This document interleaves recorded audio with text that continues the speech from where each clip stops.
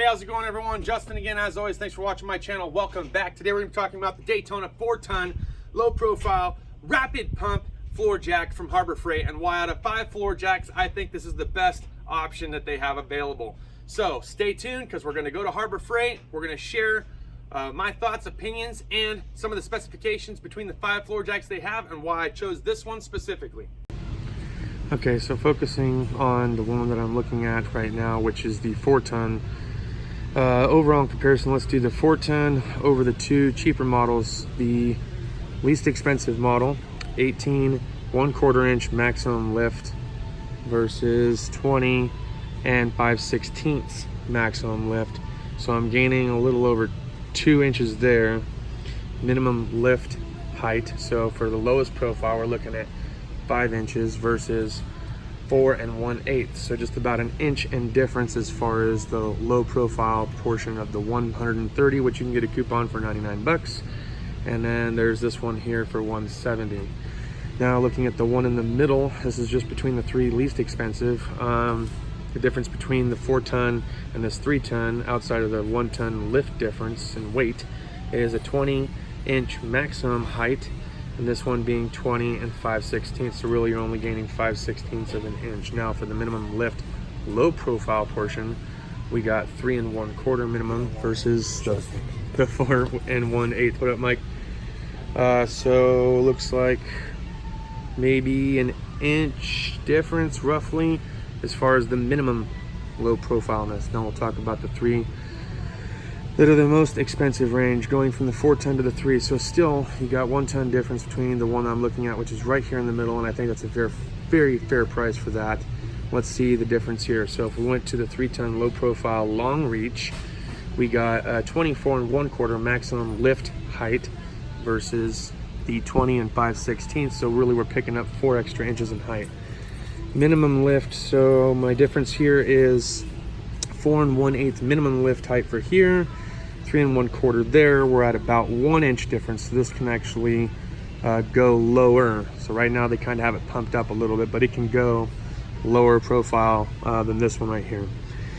So the most expensive, the Super Duty low profile 3-ton jack, we can go up to a maximum of 23 inches, so it's about 1 1/4 inch less lift than the one that's for 200, and that's for 10 extra bucks, and 3 3/4 for the lowest profile portion, which is about a 1/2 inch higher than this one's lowest capability. Just to kind of give you an idea between the two, I think this is probably by far the better one for your deal, unless you have a Honda or a very low profile car. For most vehicles, trucks, SUVs, with a standard ride height, this is probably the better option. This is the one I'm leaning on the most right now. All right, guys, so I just got done picking up the 4-ton, 8,000-pound freaking Daytona floor jack. Let's take a look at this thing before we take it to work and get an up-close and personal idea of what this thing looks like. All right, but what's a better way of being able to test this floor jack outside of just looking at specs and checking it out at the store? We're gonna put it up against the test of lifting up the front end, or at least the front corner of my pickup truck, this 2013 GMC Sierra. We're gonna be using an SUV, 2004 Lincoln Aviator, and we're gonna be using what I would figure is a stock ride height 2011 VW Jetta, and we'll just see how low profile or how maximum of a range this thing can actually do. Now in most cases with trucks, being this regular ride height, you're gonna have to get under a lower control arm, because sometimes it's not always feasible. Jacks don't always go up to the actual frame itself to lift, right? The 2-ton floor jack that I have won't lift it up high enough from the frame, so I got to get under a control arm. Today we're gonna see if the 4-ton will actually lift it from the frame rail, or if I still have to use it on the control arm. Let's open it up and check it out. Oh yeah. Got it tightened up. Oh yeah, feels nice. We're gonna go all the way up and all the way down just to check it out. Oh yeah, I think that's gonna reach no problem. Look at that. Look at her go. Bam. Damn. That is some lift. This ought to work real good. Now I'm going right on the frame.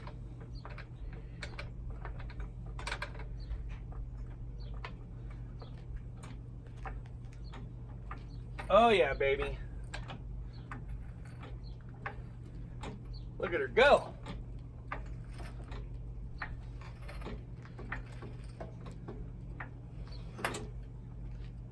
So most definitely, and I can go higher. I have no point or reason to go higher at this point. I've got the front tire off the ground about as high as I would normally want it to be able to support it with a jack stand underneath, take my tire off, do what I gotta do if I'm doing brakes, shocks, whatever. Now, we'll let her back down. Let me move the truck out of the way. We'll bring over the Lincoln Aviator and see how that works with running boards. Uh-oh. Now we have running boards. The frame sits higher than the running board.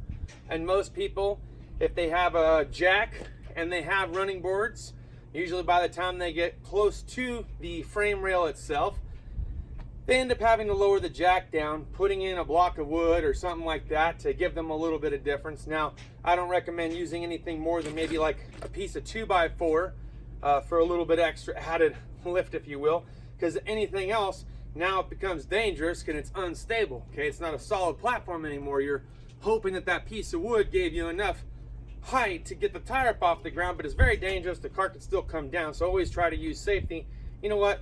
Ignore I even told you about the wood thing. Okay, so now we're gonna see if this 4-ton Daytona jack will actually go and scoop up underneath the running board and get to the frame rail for us to lift the front tire off the ground, for us to change out a tire, brakes, etc.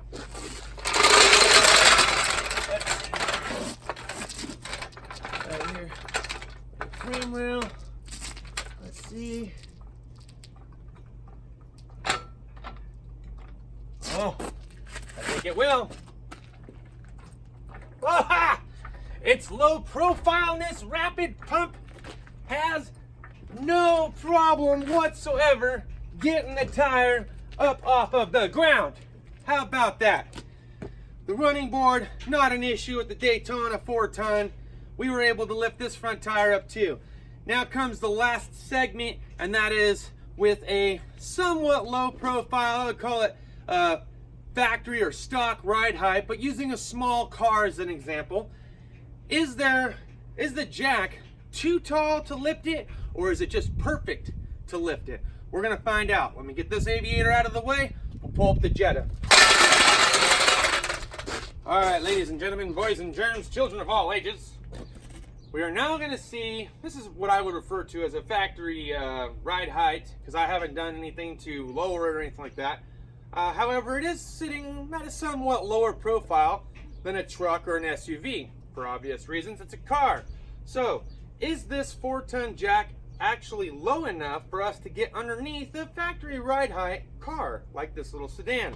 Let's find out. All right, here we go.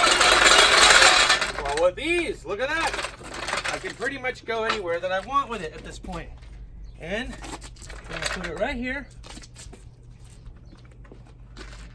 Tighten her on up. Rapid pump. Oh yeah.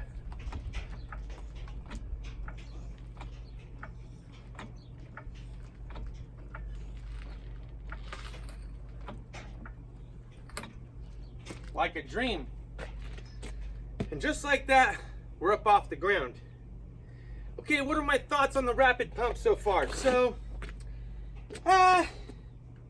you know, I don't know exactly how rapid the pumping motion is on it, to be honest. Because there were other 3-ton jacks I saw that were rapid pump. They had a pedal back here. They literally, you push it, that thing shot up a pretty good amount. There's no pedal on this one. There's just the pumping motion that you're using with your hand.